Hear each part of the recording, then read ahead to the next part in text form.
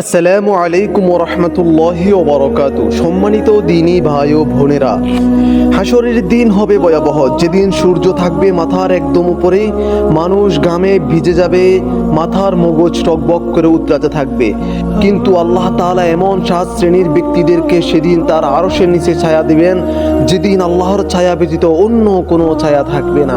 আমরা আগের ভিডিওতে 3 শ্রেণীর ব্যক্তিকে জেনেছি, আজ জানবো বাকি 4 শ্রেণীর ব্যক্তির কথা। 4 নম্বরে যে ব্যক্তিগণ রয়েছেন, এমন দুজন ব্যক্তি যারা একমাত্র আল্লাহর জন্য একে অপরকে ভালোবাসে, আল্লাহর আদেশে মিলিত হয়, আবার আল্লাহর রাস্তায় আলাদা হয়।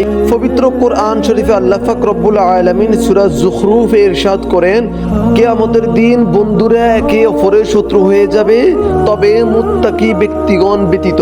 আপনি যদি এ পর্যন্ত আমাদের ভিডিওটি দেখে থাকেন তাহলে অবশ্যই ভিডিওতে লাইক করতে ভুলবেন না এবং একটি ভালো করে কমেন্ট করবেন আগামীতে আমরা কি নিয়ে ভিডিও বানানো যায়। 5 নম্বরে থাকছে এমন ব্যক্তি যাকে একজন সুন্দরী মহিলা পাপের আহ্বান জানায়, কিন্তু সে আল্লাহকে ভয় করে পাপ থেকে ফিরে আসে। এই ব্যক্তি চাইলে পাপ করতে পারত, সুযোগ ছিল, কিন্তু সে আল্লাহর ভয় দেখিয়ে নিজেকে নিয়ন্ত্রণ করলো। এমন চরিত্রবান মানুষ হাশরের দিন আল্লাহর ছায়ায় পাবে।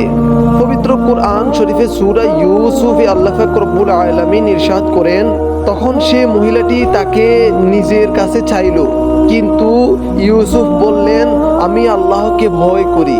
এখানে সেই ব্যক্তি বলতে ইউসুফ আলাইহিস সালাতু ওয়াস সালামকে বোঝানো হয়েছে। 6 নম্বরে যে ব্যক্তিটি থাকছে এমন ব্যক্তি যে গোপনে সদকা করে, এমন ভাবে যে তার বাম হাতও জানে না ডান হাতে কি দান করেছে। এই ব্যক্তির দান ছিল সম্পূর্ণ গোপন। সে প্রচার, ছবি, স্ট্যাটাস ছাড়া আল্লাহর সন্তুষ্টির জন্য দান করেছে এবং পুরস্কার হলো হাশরের দিন আল্লাহর ছায়া। পবিত্র কোরআন শরীফে আল্লাহ পাক রব্বুল আলামিন সূরা বাকারাতে ইরশাদ করেন, তোমরা যদি প্রকাশ্য দান করো তা ভালো, আর যদি গোপনে করো এবং গরিবদের দাও তবে তা তোমাদের জন্য উত্তম। 7 নম্বরে যে ব্যক্তিটি থাকছে এমন ব্যক্তি যে একান্ত আল্লাহকে স্মরণ করে কাঁদে।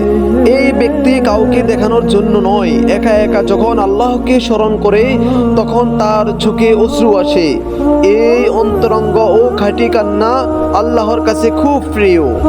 পবিত্র কোরআন শরীফের সূরা মারইয়ামে আল্লাহ পাক রব্বুল আলামিন বলেন, যখন তাদের সামনে তাদের প্রতিপালকের আয়াত তিলাওয়াত করা হয় তখন তারা কেঁদে পড়ে, সেজদায় লুটিয়ে পড়ে।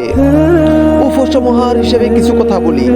কিয়ামতের কঠিন দিনে আমরা যেন আল্লাহর আরশের ছায়ার স্থান লাভ করতে পারি, এসব গুণ আমাদের জীবনে আনার চেষ্টা করতে হবে। আল্লাহ পাক তৌফিক দিক, আমিন। সম্মানিত দ্বীনী ভাই ও বোনেরা, অসংখ্য ধন্যবাদ আপনাকে এ পর্যন্ত ভিডিওটি দেখার জন্য। আপনি যদি একজন দ্বীন প্রেমী ব্যক্তি হন তাহলে দ্বীনের খেদমতের উদ্দেশ্যে অবশ্যই এই ভিডিওটি আপনি আপনার ভাই বন্ধুদের কাছে শেয়ার করবেন।